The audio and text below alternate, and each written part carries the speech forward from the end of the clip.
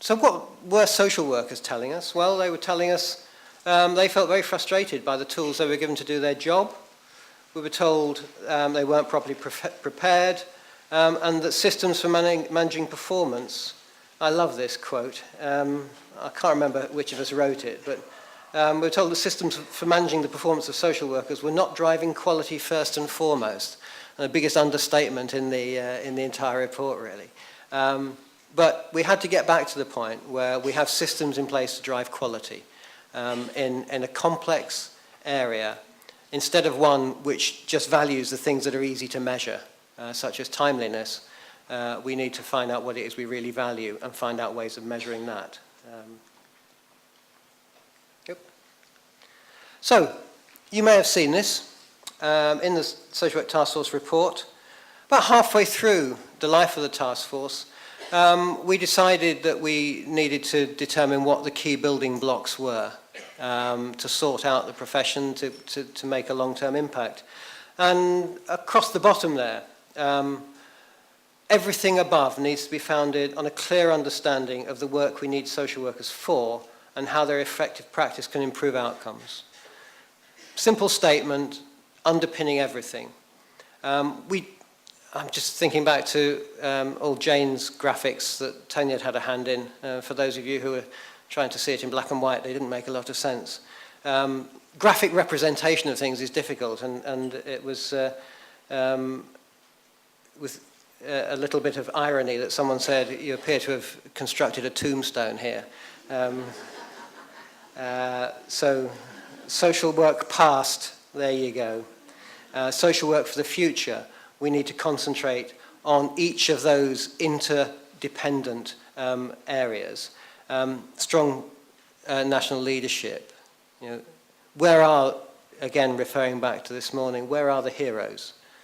How are we ensuring that people with something to say, who can say it clearly, get the right amount of airtime to say it?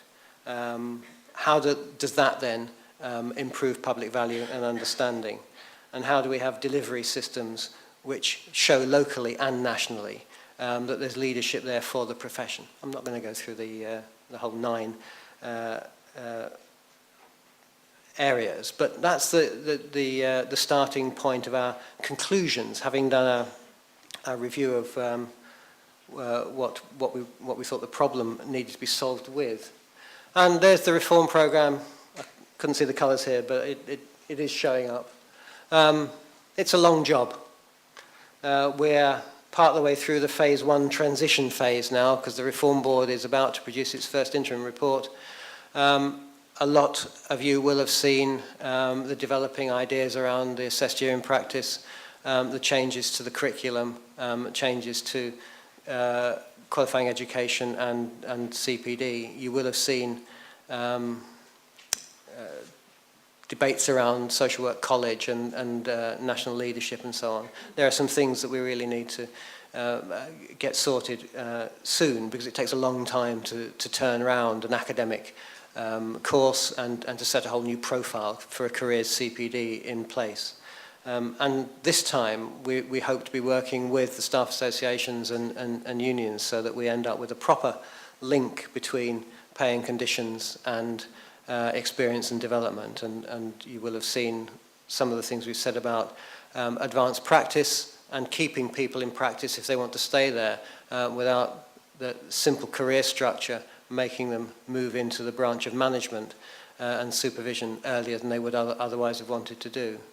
It's something Tony was very committed to, keeping the right people in practice, and I hope we with an improved career structure can do that, and people don't sacrifice earning power for their career, which is not right if we go back to that government expectation that social work should be valued.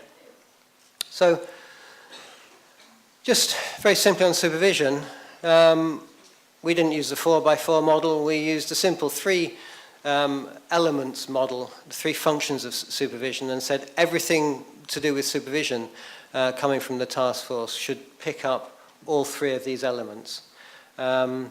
Obviously, at different times, you give precedence to the first, second or third, depending on what you're dealing with, what you're doing in a particular supervision session. But your basic supervision contract should have these in place. And going back, my supervision contract as a newly qualified social worker in the 1970s had all three. And it said I would have a limited caseload for my first year in practice. There you go. Are we back there yet? Yeah. Is this one of those circles we'll ever get back to? I know not everywhere did that. So that's what we need to be looking at. Now, clearly, if you're going to enable somebody in all those three areas, you can't not have thought about it, not have had a chance to develop your own thinking systematically. You can't have been bounced straight into a supervisor's role just because you've been qualified 3 years and are the longest serving member of the team. And in some boroughs in London, if you've been there 3 years, you will be easily the longest serving member of the team. We did meet people who'd done less than 2 years and were the most experienced practitioner in their team. So that was the nature of what we're dealing with. So functions of supervision, if we're going to stick to these, we have to invest something in them. And with apologies to Maslow, or thanks, whichever way you look at it, depending if you're a purist and can remember what he actually had in his... it was only a theory. Anyway, where do we pitch our intervention with our staff? I think that's the question we need to ask ourselves. What can we assume about the basic needs being met? What can we assume about their safety needs being met? Feeling comfortable enough within their team, within their environment? What can we assume about the good quality of reflective supervision to meet their psychological needs? I'll stop there, because what we found out in the Social Work Task Force reviews and our deep dives is we couldn't assume anything about those bottom three levels that was consistently applied across the country. Somewhere, all three elements were missing. Some places, one or two were. But that really was a terrible indictment, not just of the employers, I would say here, but coming back to this idea of how do we let this happen? Social workers let this happen to themselves. You know, graduates, qualified people, let themselves be treated this way. We have to reshape this relationship. If we're going to own the profession, we have to take responsibility for making our voices heard on stuff like this. Then when you get to the top two levels of the pyramid, clearly, that's something for us all to aim for. But let's try and find a way, we thought, of making sure those bottom three levels were hit. And I've just picked out the three relevant recommendations from the task force report. The first, national standards around for employers, basically. Should there be a licensing for social work employers in all settings? We probably thought that was inappropriate because some small settings in the independent or voluntary sector might not be able to deal with it. But if a self-regulating approach to social work is okay, then let's have a self-regulating approach to employment of social work and set out some minimum standards against which people should judge themselves. Maybe an inspectorate could come in and have a look at the quality of their self-assessment at some point, but I'm not going to give more work to Ofsted. That's one thing I'm not going to do. So how do we make sure there is a set of standards, a clarity of what's needed to deal with that pyramid that you saw before? Because not everyone who manages and leads in local government has the same experience of social work and what's needed to make it deliver. So first, getting a practical awareness across the country of the sort of standards that should be in place was a priority. Secondly,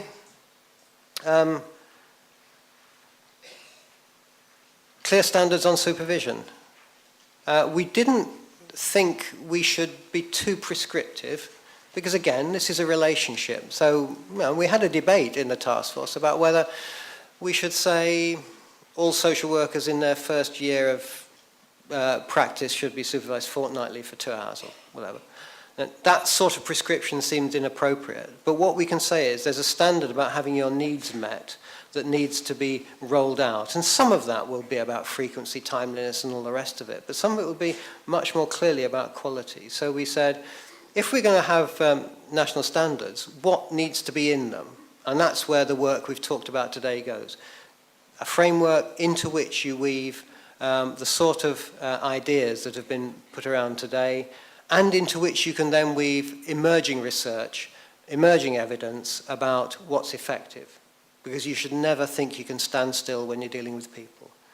The third recommendation I'm going to pull out is dedicated program of training and support for social work managers. You can't make this up as you go along, in our view. You have to have an ability to reflect on how you practice as a supervisor if you're going to pick up the key elements going forward for your staff. So, where do we need to go next? If all this is taken on board, if the Reform Board in its first review picks up everything in this list just to do with the employer standard, then we will have moved on. If it doesn't, we'll still be in exactly the same place we were last November when we released our report. So the professional standards framework, there's a lot of work been done on this, and this is for all social work, not just children's social work. And what we don't need is the new registration body coming up with a separate independent set of professional standards, which is what they've suggested they might do with the end of GSCC. So we need to resist that. I mean, it's quite straightforward, really. If all this work is being done in adults and children's social work to create one set of standards, then let's use them for everything. Let's make sure the CPD framework is there and, as I say, is linked to pay conditions and progress rather than simply some sort of add-on. Because one of the problems I think we identified in our work in local authorities was, to some extent, social work had been seen as just another branch of administration. A harsh thing to say, perhaps, but it had the development of professionals hadn't kept pace with the ideas around development of professionals in teaching, in nursing, in law. And public bodies managed to employ all those sorts of professionals without cutting them off. So let's make sure we've got a CPD framework that's right. The requirements for education I'm not going to go into because they're very, very complex, but the final thing is, will we have a supervision framework that says line management and organisational accountability and evaluating employees to monitor performance is there, not just one or the other, but the whole thing? Is the quality of casework and decision making actually being kept under review? Is there an opportunity to reflect? This should be in a national standard. Are there barriers to effective practice and linking in to the use of research evidence, emerging practice and so on? Is that all there in the supervisor's toolkit every time he or she sits down with a social worker? They're the sorts of things the Reform Board needs to nail down. And I'm an optimist. I wouldn't be here if I weren't. I hope that's going to be there, and I hope over the next few months we see a lot more detail unfold around that. This is going to be a bit of a test of commitment. I opened the day with the shadows hanging over us. This is the Reform Board getting its recommendations in place over the next 12 months is a commitment for the new government. It's a commitment for local authorities as a major employer. It'll be a commitment for CAFCAS and other organisations that employ large numbers of social workers. Let's see if during this period of uncertainty whether these are actually grasped and dealt with. So that's it. That's my quick review of the supervisory elements of the task force and where to go. What I'm going to do now is hand over to Richard Swan, who's going to come up here and interview two people to transmit back to the rest of the world some thoughts. And I'll leave it to, where's he gone? Oh, there. Leave it to you to take it on from there.